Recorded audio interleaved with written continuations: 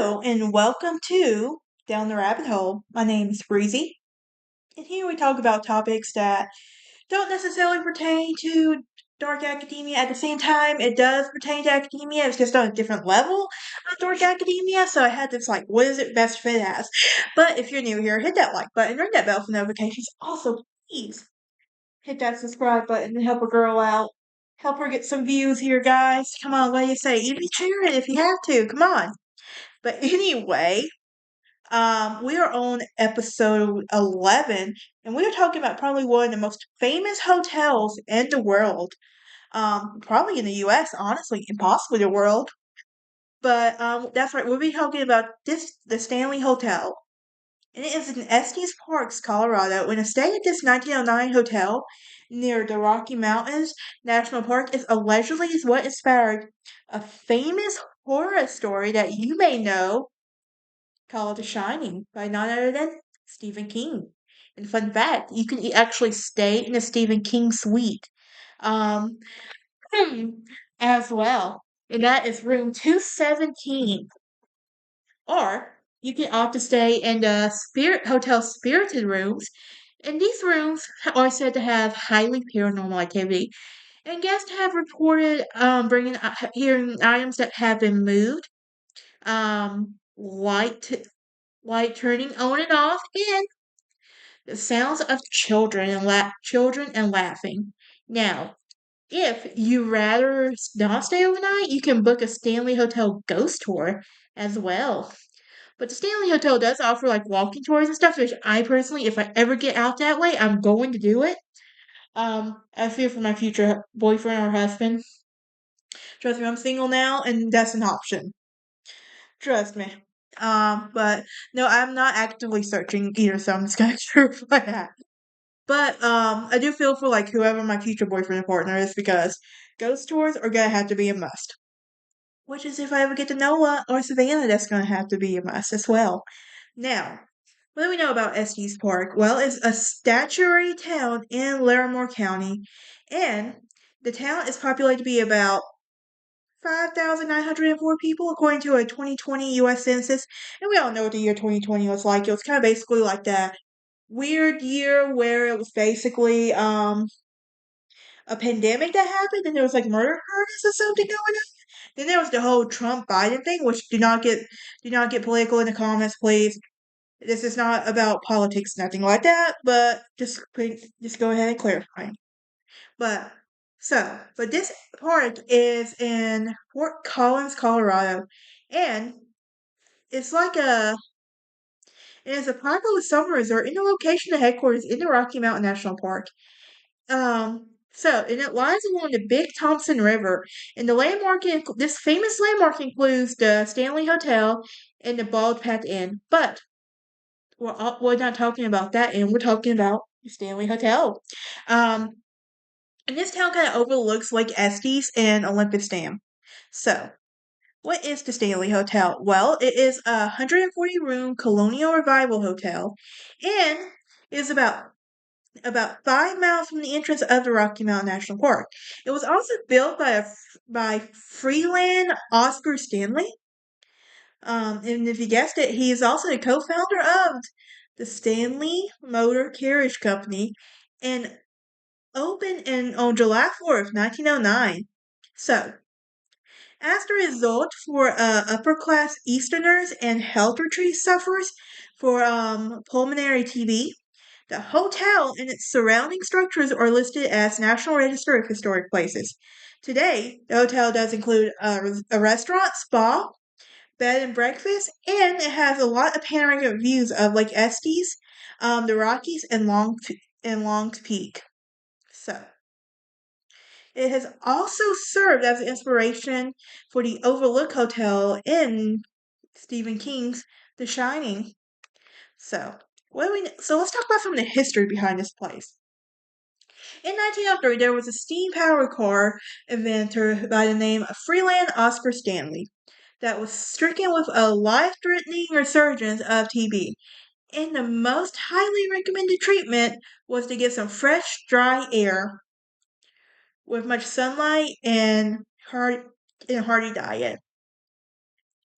Therefore, many, quote, loungers, unquote, of his day, he resolved this to take the curative air of the Rocky Mountains. He and his wife Flora would arrive in Denver in March and in June on the recommendation of Dr. Sherman Grant Bonney. So, um, and they were moved to Estes Park for the rest of the summer. Now, over the summer, Stanley's health would continue to improve dramatically. And he also became very impressed by the beauty of the valley and grateful for his recovery. He decided to return every year. So, but at the age of 91, he would die of a heart attack in Newton, Massachusetts. Um, 1 year after his wife in 1940. So, what is some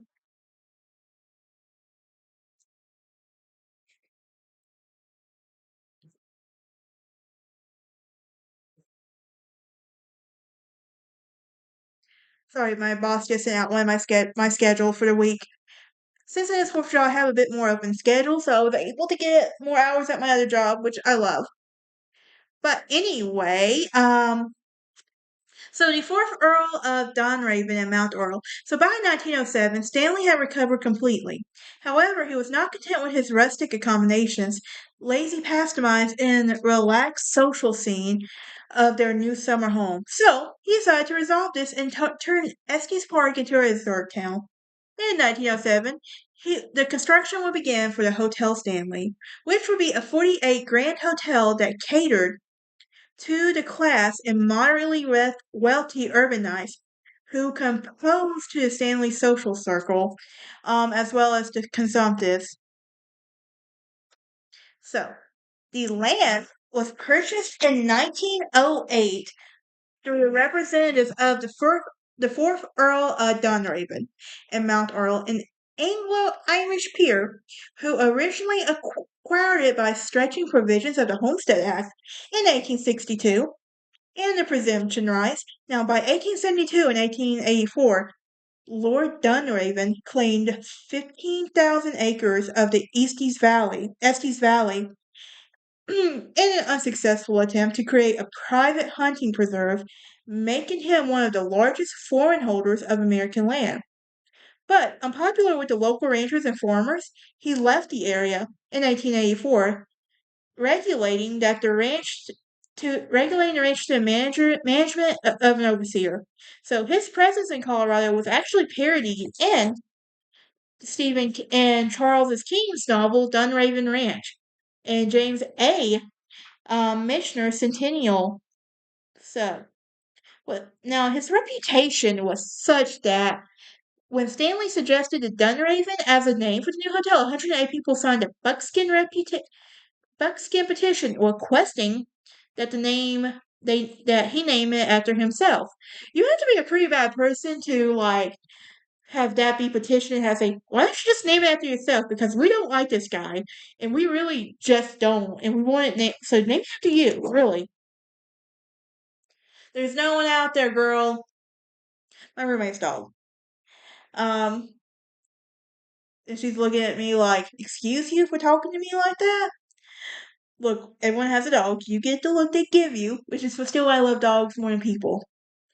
Anyway, the main hotel and concert hall was completed in 1909 and the minor in 1910 to the guests from the nearest train depot in the foothills towns of Lyons, Colorado.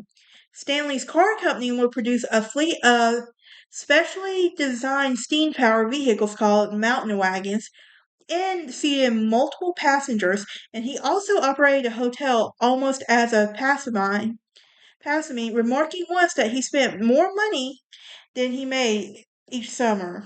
So, come 1926, he would sell the hotel to a privately incorporated company that incorporated for the sole purpose of running it. The venture failed, and in 1929 he would purchase the property out of foreclosure, selling it again. In 1930, the fellow automobile and hotel magnate Roe Emery of Denver. Now, it wasn't until 1983 that the resort was opened during the summer, shutting down for the winter months. The presence of the hotel and the Stanley owned involvement greatly contributed too. the growth of Estes Park, and the creation of the Rocky Mountain National Park as well. So, this hotel is a member of the Historic Hotels of America, and it's as well. Now, let's talk about the explosion that happened in 1911. I'm talking about this 1911 gas explosion, and upon opening, the hotel was alleged to be one of the few world powers entirely by electricity. However, lack of available power induced the installation of auxiliary gas lighting system in June 1911. And do we know what was going on in June 1911? I think we that same year 1911. I think we do. That's for a completely different episode. Completely. In the day after the pipes had been filled, an explosion would occur and injure a maid and damage the structure through contemporary articles and different details. So, when the Lancaster paper reprinted the story, the editor noted that Elizabeth Wilson's name did not appear in the local directories and that she could not be identified as a Lancastrian.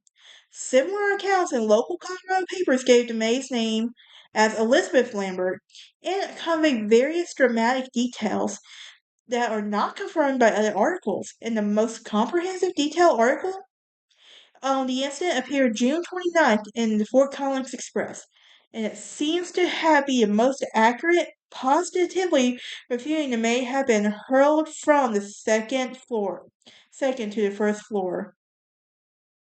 So, how does he get his haunted reputation? Well, despite the peaceful early history, in the early years following the publication of The Shining, the Stanley Hotel gained a reputation for as a saying for paranormal activity, and it has been frequently as one of the most haunted hotels in the U.S., and it has hosted numerous paranormal investigators and appeared on several shows such as Ghost Hunters and Ghost Adventures. Oh my gosh, I loved Ghost Hunters growing up. My mom and I would watch it all the time. Me and along with my sister and everything. It's like at one point we didn't believe it was real, but as I got older, it's like became more of a believer in it. But we watch it all the time.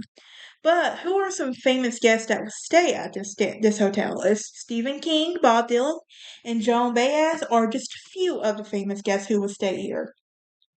Now, what do you think? Do you think the Stanley Hotel is actually haunted? Let me know. I would personally love to visit this place. If you have any suggestions, like on the best ghost tour to take and everything, please let me know and everything.